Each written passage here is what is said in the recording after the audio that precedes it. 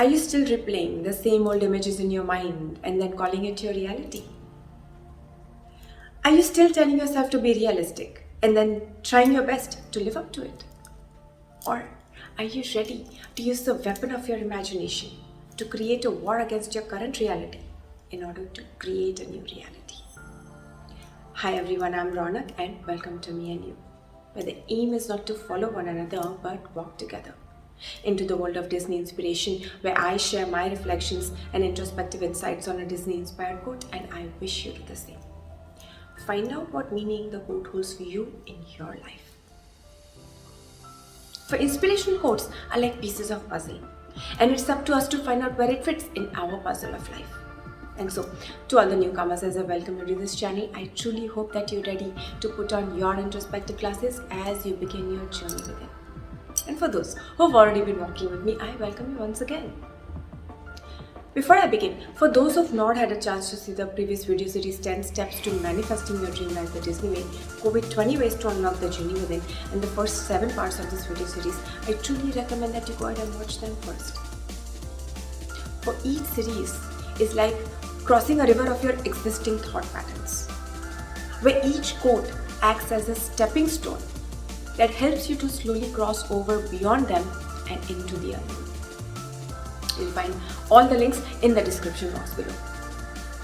So let's step forward on yet another stepping stone in our series 10 Steps to Living Your Dream Life the Disney Way, with the 8th quote from the Disney movie Alice in Wonderland, where the shy cat says, "Imagination is the only weapon in the war against reality."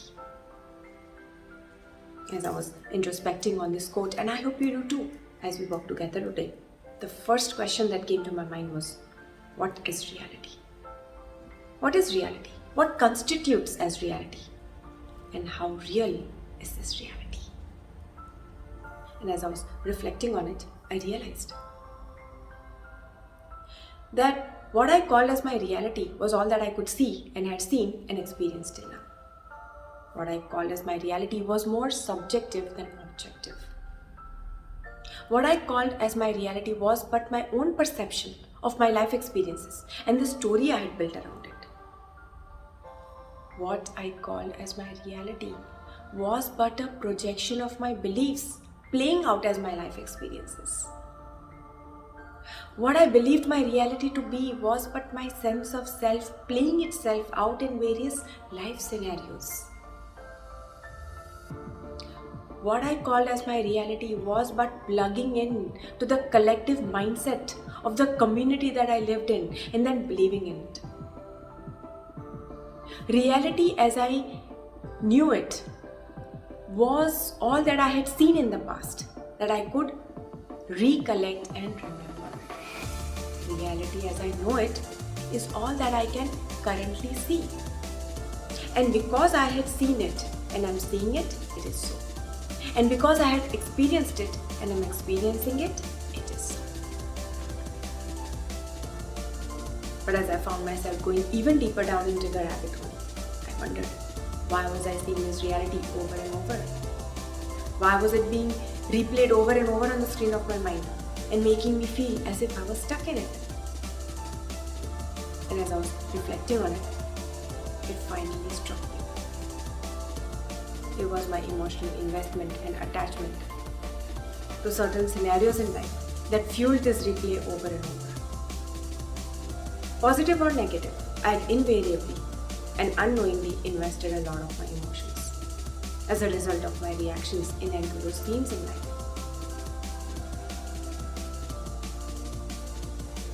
And thus, it would continue to play on the screen of my mind, if and when triggered or when idle, over and over from time and again, until the emotional fuel invested in them didn't run its course. Which is why observing without reacting was so powerful that it had the power to radically shift scenes of life instantaneously.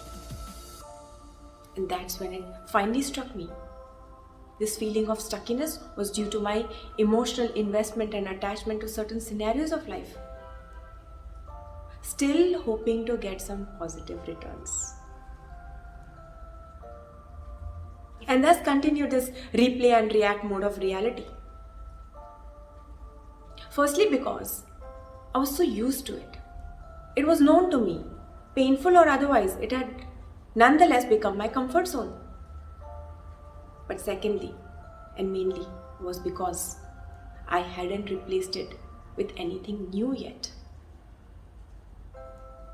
And that's when I understood why imagination was the only weapon in the war against reality. For the only way to change the recording, the movie, the storyline was to use the power of my imagination to create and replace the old with the new. And so then the question was, what is imagination? And how is it that imagination has the possibility of replacing the current reality? And as I was reflecting on it, I understood that imagination is the workshop of our mind. It is in this workshop of our mind that we are able to create something out of nothing. It is this picturing power of our mind that helps us form mental images, that helps us transform old ideas into new combinations. Just as Walt Disney used his imaginative powers to transform his fear of mouse into creating and building an epitome of love, that of Mickey Mouse. And that's what, fortunately, I have been doing, going down the rabbit hole and into the workshop of my own mind ever since I began this journey of me and you 3 years ago. And I'm sure all those who've been walking with me so far will also realize the same. And so the more I use it to transform the old into creating something new, the more my focus and attention would automatically be shifted away from the old and into creating and building something new. And thus pulling out the emotional energy invested in the old and freeing it to reuse it, repurpose it, and alchemize it to create and build something new. But then, as I was reflecting even further, I realized that for my imaginative powers to function to its optimum, I needed an aim and a burning desire to achieve that aim. And that's when I once again realized why it was so important not only to trust my heart, not my mind, but also let my heart dream, not my mind. And so then the question now was, what was I to use this power of my imagination for? To create what? And as I was reflecting on it, I realized that in my reacting to certain scenarios and experiences in life, I had unknowingly invested those very emotions in my own sense of self, thereby bringing into existence and at play a distorted sense of self, which I mistook as me. But fortunately, introspecting and reflecting on the third quote in this video series, why I believe in as many as 6 impossible things right before breakfast, it had helped me realize that I don't know who I am yet, but I now know for sure I am not. And that is what this journey of me and you is all about. This path of self-transformation, transforming from me to me. I don't know who I am yet, but I now know for sure I am not me. And that's when the answer became simple. I was to create myself. I was to use the power of my imagination to create and build myself. Like God made man in his own image, I was to build the best version that I could of my own self. That was but a direct reflection of my true self. And that meant firstly learning not to react to anything old and thereby refueling it, but rather pulling out from the old and breaking free of all the emotional investments and attachments by no longer repeating the same old story to every person who was willing to listen to it. For only then would I be out of this box of my old self. And that meant leaving behind all the known and entering the unknown. And that meant creating and becoming the person who was living life from a true sense of self. True self. But then the question that still kept on lingering in the back of my mind was, wasn't I supposed to just accept myself as I am? Self-acceptance? Wasn't I supposed to observe reality as is? And as I found myself digging even deeper, I realized that as long as I'm ignorant of my true self, of who I truly am, self-acceptance was going to be as temporary as that self itself.